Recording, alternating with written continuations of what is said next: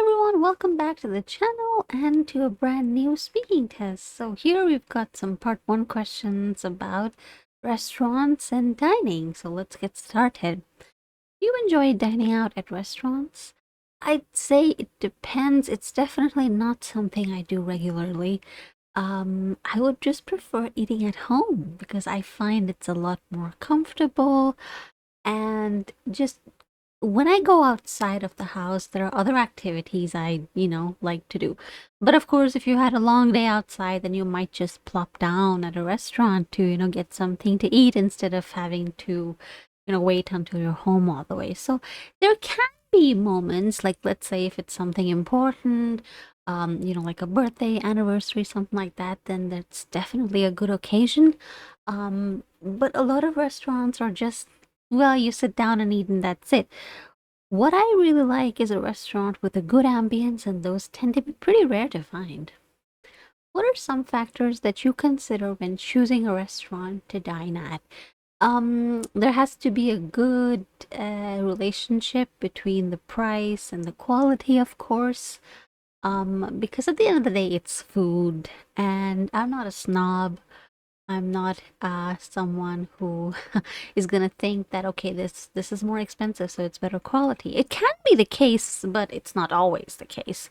And in general, I'm not a fan of restaurants, so if I do choose to go to a restaurant, especially if it's some kind of important event, then the ambience is very important for me. It's important that looks good on the inside. The lighting isn't bright. I hate bright lighting, so it has to be soft yellow, orange, and of course a lot of restaurants, they have, I don't know why, but they have really loud music playing that's super annoying.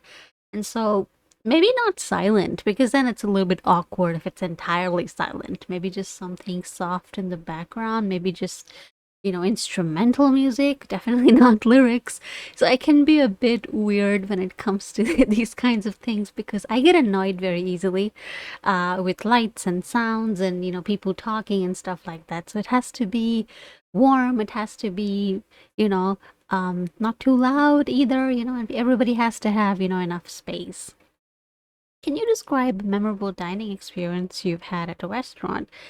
So, this was a couple years ago when I worked at my last job, and it was my, I think, 3-year anniversary of working there. And so my boss at the time, she had prepared a nice little lunch for all of us. I mean, all of us were just like 4 people working there together. It was a pretty small office. It was a pretty small center, in fact. So that was really good because she had this entire cake thing, and everybody was like, they were all the other people, the other employees. They'd only worked for a couple months or 1 year or 2 years or so, but 3 years was a lot of time. I'd practically been working there since the beginning. So yeah, we went there. It was a nice place. Again, the right kind of ambience. It wasn't too loud, too bright, nothing of that sort. And of course, it was a lunch. But it was good. The food was also very good. In fact, I would later go to the same restaurant a couple years later. Unfortunately, they shut down, but yeah, they had a very good menu, and the wait staff was really good. And overall, we had a good experience. We also took a lot of pictures, and it was a good, it was an important moment professionally as well. In your opinion, what makes a restaurant stand out? So there's like tons and tons of restaurants. Most restaurants are all the same. But to me, they would have to have, like, this one time I went somewhere, it was a long time ago, their meals were lukewarm. And I was like, what is wrong with you? You're supposed to serve. And when I was a child, I still remember I'd ordered, I think, I don't know, I'd ordered something. I think I'd ordered noodles or something like that. And they came back to me with an omelet. And I was like, huh? You made me wait for like 30, 40 minutes and then you come and give me something I didn't even order. So most restaurants are garbage. In order for a restaurant to really stand out for me personally, they have to have really good interiors. I'm not saying that, oh, I have to be able to take pictures for Instagram or whatever, because I don't do that. But I like a nice, cozy, warm environment. Not like hot, but like warm as in it feels nice. It's weather controlled. Most importantly, you cannot be a very noisy place. Of course, I mean, people will be there, of course, all kinds of people, but I think even the guests are important, right? Because the crowd that is attracted, I think, also plays a major role. So the crowd has to be kind of, let's say, sophisticated, well bred, not like noisemakers or something. Definitely, definitely no children if possible. I know that sounds bad. But I don't like noise. I'm sensitive to noise. So that would be, and of course you have to be really good at, a few signature dishes. I don't need a lot of variety, but you have to specialize in something, a certain type of cuisine, and do it well.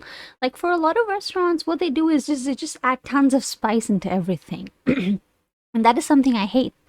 In fact, I think not using too much spice and all of that, sugar, oil, too much spice, I think not being able to use all of that and still creating a good dish, that is where the challenge really lies. And that is something I haven't really found in a lot of restaurants. So, yeah.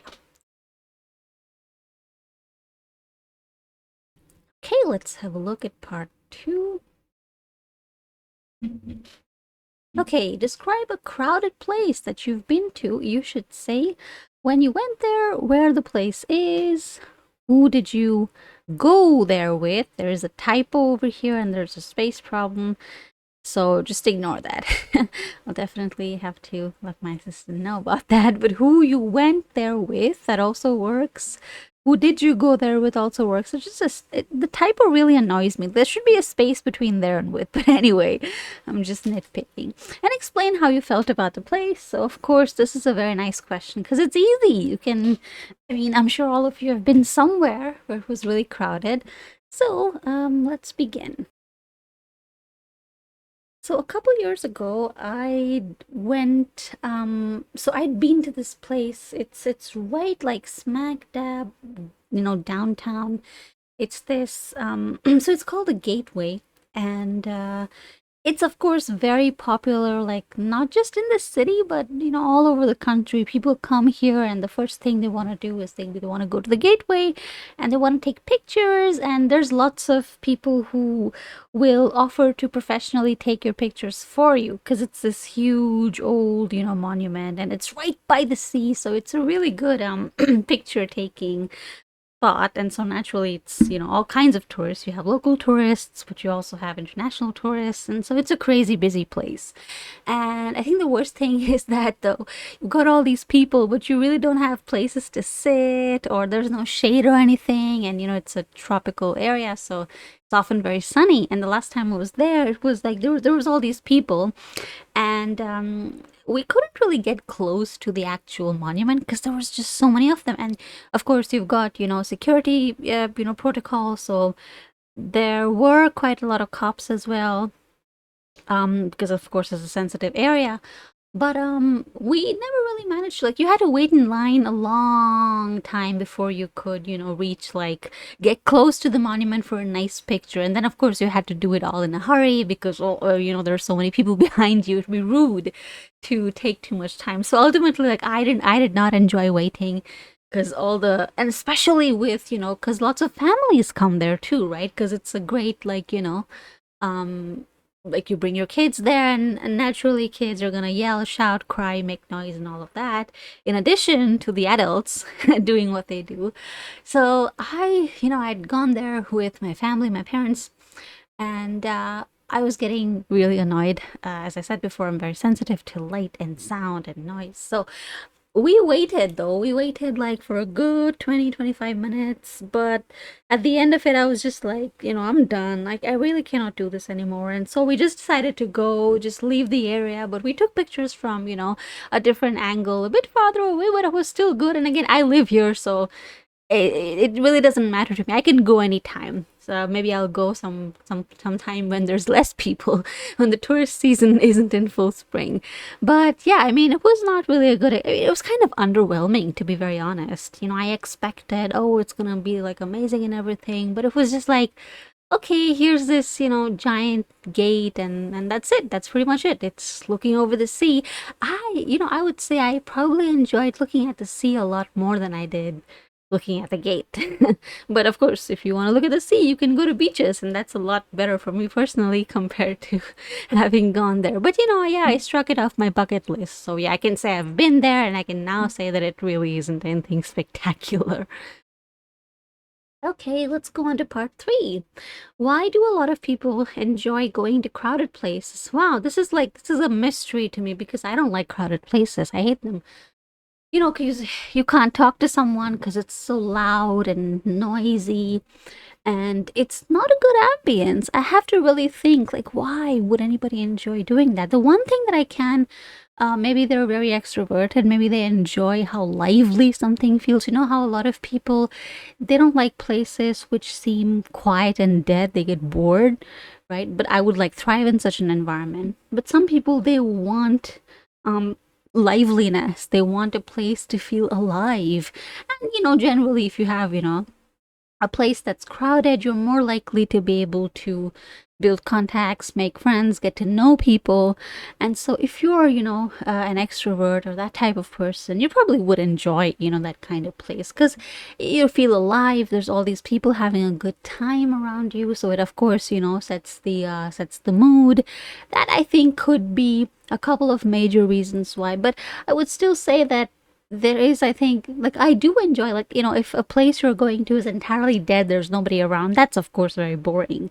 There's also too many people, like at a concert, if it's like there's too many people and it's so hot and like you don't really have any space to move around much, and that can definitely be a problem. Where or what would you say is the most crowded place in your city? Well, my entire city is crowded. If I had to, I would probably say the local train. So there's two kinds of, well, actually three kinds of train system. You have local suburban network trains. Well, not suburban, actually, they're local entirely. Local, then you've got the metro that's above ground, and then you've got the monorail as well. Now, the metros and monorails are okay, they're not that crowded. It's very comfortable. But the local trains are just, you are packed like sardines in a can. And it often even smells like that. So yeah, I mean, I had to use that because back when I was in college, we didn't really have much of an option. You could use buses, of course. Buses are very slow. And trains are super quick, so everybody uses the train, because it's just so convenient, it's so quick. And for the longest time, that was the only option people had before the metros were built. And of course, now that's a good option. But the trains are definitely at any point, at any time, you look over the entire city, that is the one place that you'll find people just packed to the brim with absolutely no space to even breathe, in fact. And of course, it's a shame because, well, people deserve, better infrastructure. Many people will just hang, like they cannot get inside the train, so what they'll do is they'll just hang by the rails, by the handrails, and that's of course very dangerous. But I've seen people do it, and I just cannot understand why they would do it. I mean, nothing is more important than your safety, but oh well. Would you say it's important for a city to have amusement or recreational facilities? So, of course, I mean, it's kind of a no-brainer, isn't it? I mean, would you like to live someplace where there's nothing going on at all? It's just homes and just shops. Come on. People need people need to be able to go outside and enjoy the outdoors, right? So it could be like, let's say you've got, for example, libraries and museums and things like that.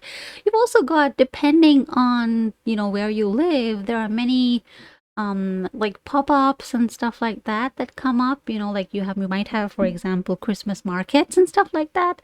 You might have flea markets pop up, right? Stuff like that is also very cool. But you have, for example, in many gardens in my city, in many parks in my city, they have like these open gyms. So that's very cool because, they're free to use. So people can use them, kids can use them as well. So that's also very, very smart, very useful, and, encourages people to be active. So yeah, because I mean, also in cities, I think one problem is that apartments tend to be a bit on the smaller side, right? And so people really want to like go outside and just have that space and freedom, but they also want to be able to have fun. So it's equally important to invest in these kinds of things. But of course, not all governments prioritize it. That also depends on, of course, the budget and how much they really have. So it's a delicate, balance. Why do you think people choose to live in big cities despite any problems they may face?